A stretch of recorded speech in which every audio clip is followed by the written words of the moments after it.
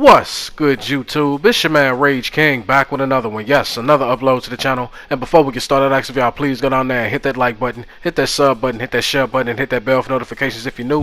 Welcome to Rebel Rage TV. This is how we do Rage and Rebels. Crown up. And if you're new to the crew, welcome to the Rage and Rebel Revolution. Now let's vibe. And y'all, we got some big news coming out of Take-Two Interactive, man. Some possibly very bad news coming out of Take-Two Interactive, man. What do I mean by that? Take-Two Interactive CEO Strauss Zelnick will remain the CEO of Take-Two Interactive until 2029 and will be paid a bonus if recurring user spending grows. Now let's speak on it. Now I know that's a lot to take in, so allow me to break it down and make it a little bit more simple. Take-Two Interactive is the company that funds and helps make the game of like a WWE 2K, your PGA Tours, your GTAs, your NBA 2Ks, like you said, played in the background. You understand what I'm saying?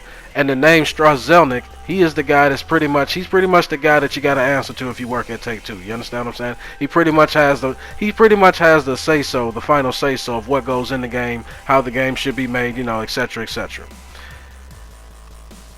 Why is this big news? Because he will be paid more if recurring user spending grows. Recurring user spending is nothing more than a phrase of people paying for microtransactions. So we got an article here. We're gonna react to help further explain the details of why this is big news and why this could very well be bad news for Take-Two Interactive games going forward. So without further ado, let's get into it.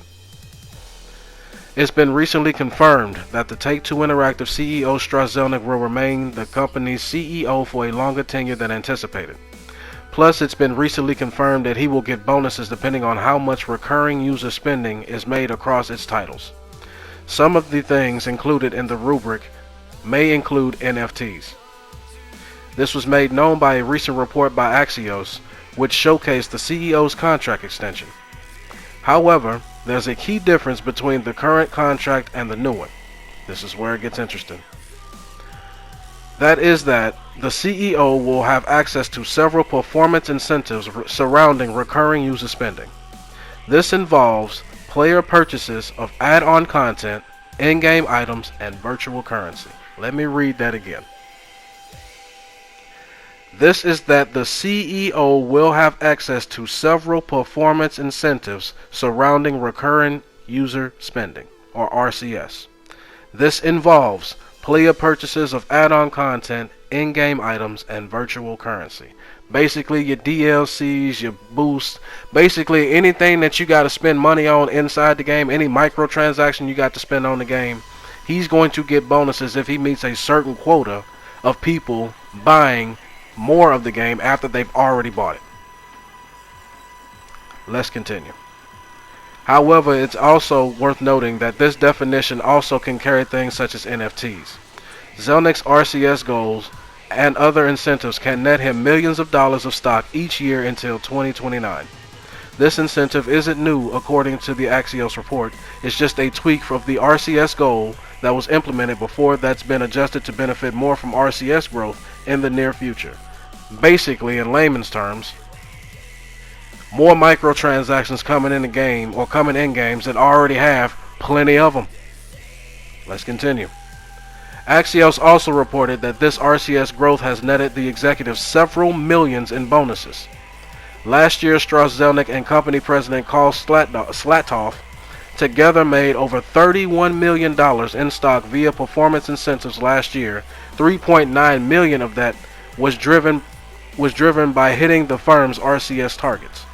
Basically, they met a certain quota in microtransactions that they wanted people to pay for, and they got paid for that. They got a bonus for that. Take-Two games have generated 548 million in RCS in the last 3 months of 2021 alone. Over $500 million, y'all. Over $500 million with a B like in BI. Over $500 million in microtransactions in the final 3 months of 2021 alone, more than it made in the sale of full games. So basically, they made more in microtransactions in the last 3 months of 2021 than they did selling you the game itself. That is absolutely insane. Now look, understand this. I know you got a business. Everybody that has a business is gonna want to make a lot of money. That's the purpose of a business. Make as much money as you can. I'm all for it. I'm not hating on anybody getting your money. Make your money, do your thing. What I have a problem with is when you are introducing more microtransactions into the game than selling me the actual game itself.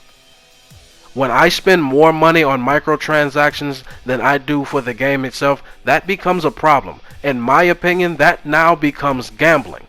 Because with more microtransactions, and anybody that's played any sports games where you have a mode like My Career, My Team, whatever mode you play, it becomes pay to win, because they don't, instead of just putting microtransactions in for just cosmetics, for things that shouldn't affect gameplay, they make it to where you have to absolutely pay or buy things like boost in NBA 2K. You understand what I'm saying? Things like cards in My Team, things like cards in My Faction. They make it seem like you have to absolutely pay to win. That's why I have a problem with, because at that point in time, it's not gaming anymore. That is the definition, the literal definition of gambling. I'm going to pay a certain amount of money to get a certain desired result. Go look it up. I'm not making this up. That becomes gambling at that point. When I feel like I have to pay to get a competitive advantage, and we have seen it in 2K, you've seen it in other sports games, when people pay for better cards or they pay for a better advantage, basically paying for an advantage, that ruins the experience of the game. You should not be allowed to pay to win. That is not gaming, that is gambling, which is highly illegal in video games. Yet somehow, some way, this guy, Strauss Zelnick, has a team of developers that are allowed to not only do it, make huge profit off of it, but get away with it. That is what my issue is.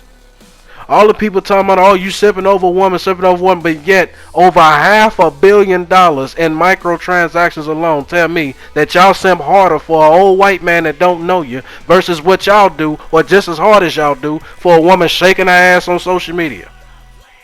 This has got to stop, and I'm going to end the video on this. Man, I'm all for you making money, but damn it, how much money do you need?